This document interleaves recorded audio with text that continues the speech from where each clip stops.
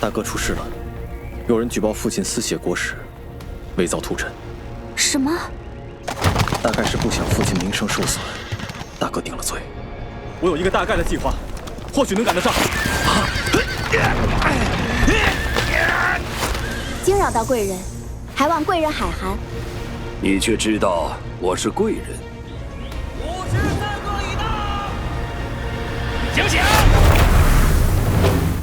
草民班超，敢为家兄班固一辩。这是我刀的手，老拿着笔，可惜了。臣想走得远些，去那西域看看。自此向西，再不是汉地。班先生此行绝地凿空，还请珍重。